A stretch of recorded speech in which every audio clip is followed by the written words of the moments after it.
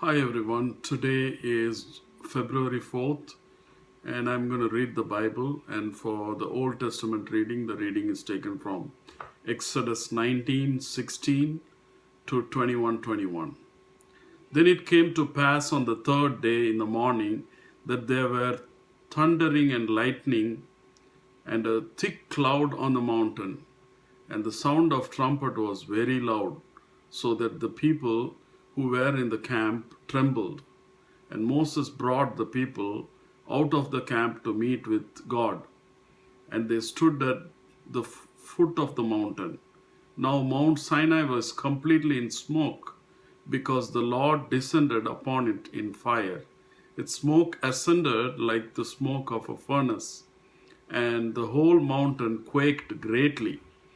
And when the blast of the trumpet sounded long and became louder and louder, Moses spoke, and God answered him by voice. Then the Lord came down upon Mount Sinai on the top of the mountain, and the Lord called Moses to the top of the mountain, and Moses went up. And the Lord said to Moses, "Go down and warn the people, lest they break through to gaze at the Lord, and many of them perish. Also let the priests who come near the Lord consecrate themselves, lest the Lord break out against them." But the Moses said to the Lord, "The people cannot come up to Mount Sinai, for you warned us, saying, 'Set bounds around the mountain and consecrate it.'" And then the Lord said to him, "Away, get down, and then come up, you and Aaron with you. But do not let the priests and the people break through to come up to the Lord, lest he break out against them." So Moses went down to the people and spoke to them. Chapter 20. And God spoke all these words, saying, "I am the Lord your God, who brought you out of the land of Egypt, out of the house of bondage. You shall have no other gods before me. And you shall not make for yourself a carved image, any likeness of anything that is in heaven above, or that is in the earth beneath, or that is in the water under the earth. You shall not bow down to them, nor serve them. For I, the Lord your God, am a jealous God, visiting the iniquity of the fathers upon the children to the third and the fourth generation of those who hate me, but showing mercy to thousands, to those who love me and keep my commandments. You shall not take the name of the Lord your God in vain, for the Lord will not hold him guiltless who takes his name in vain. Remember the Sabbath day to keep it holy. 6 days you shall labor and do all your work, but the seventh day is the Sabbath of the Lord your God. In it you shall do not work, you nor your son, nor your daughter, nor your male servant, nor your female servant, nor your cattle, nor your stranger who is within your gates. For in 6 days the Lord made the heavens and the earth, the sea and all that is in them, and restored the seventh day. Therefore the Lord blessed the Sabbath day and hallowed it. Honor your father and your mother, that your days may be long upon the land which the Lord your God is giving you. You shall not murder. You shall not commit adultery. You shall not steal. You shall not bear false witness against your neighbor. You shall not covet your neighbor's house. You shall not covet your neighbor's wife, nor his male servant, nor his female servant, nor his ox, nor his donkey, nor anything that is your neighbor's." Now all the people witnessed the thundering, the lightning flashes, the sound of the trumpet, and the mountain smoking. And when the people saw it, they trembled and stood afar off. Then they said to Moses, "You speak with us, and we will hear. But let not God speak with us, lest we die." And Moses said to the people, "Do not fear, for God has come to test you, and that his fear may be before you, so that you may not sin." So the people stood afar off, but Moses drew near the thick darkness where God was.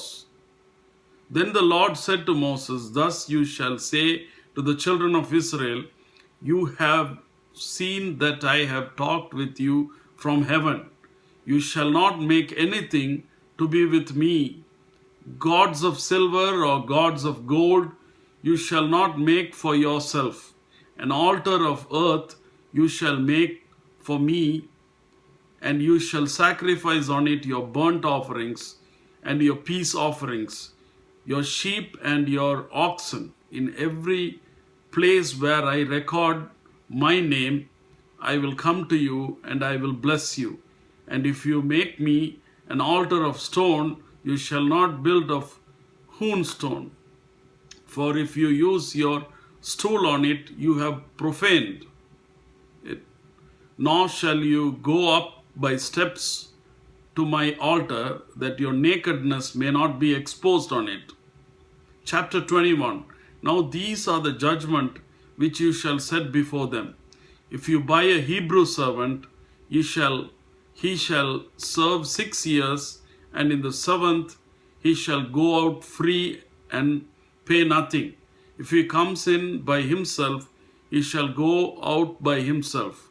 If he comes in married, then his wife shall go out with him. If his master has given him a wife, and she has borne him sons or daughters, the wife and her children shall be her master's, and he shall go out by himself. But if the servant plainly says, "I love my master, my wife and my children, I will not go out free," then his master shall bring him to the judges. He shall also bring him to the door or to the doorpost, and his master shall pierce his ear with an awl, and he shall serve him forever. And if a man sells his daughter to be a female slave, she shall not go out as the male slaves do. If she does not please her master, who has betrothed her to himself, then he shall let her be redeemed. He shall have no rights to sell her to a foreign people, since he has dealt deceitfully with her. And if he has betrothed her to his son, he shall deal with her according to the custom of daughters. If he takes another wife, he shall not diminish her food for clothing and her marriage rights.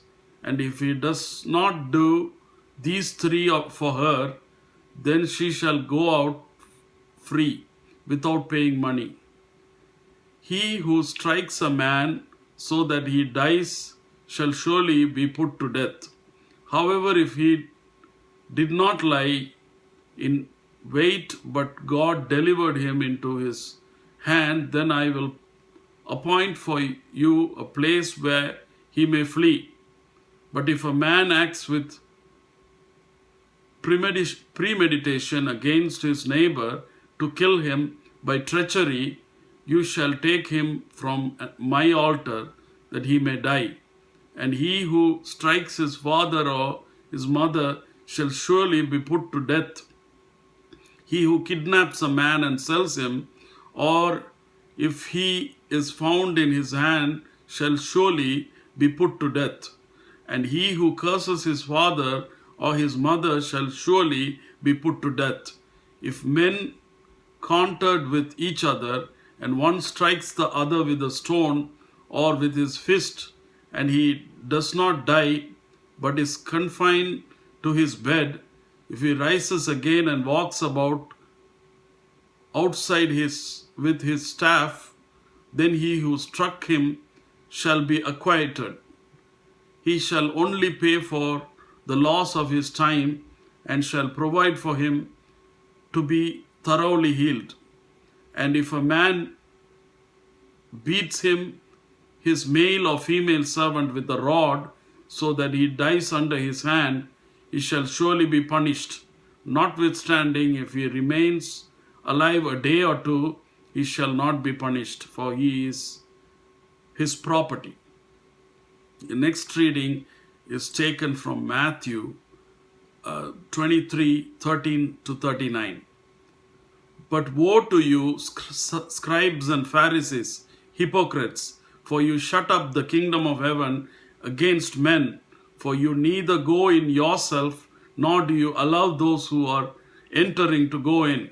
Woe to you, scribes and Pharisees, hypocrites, for you devour widows' houses, and for a pretense make long prayers. Therefore you will receive greater condemnations.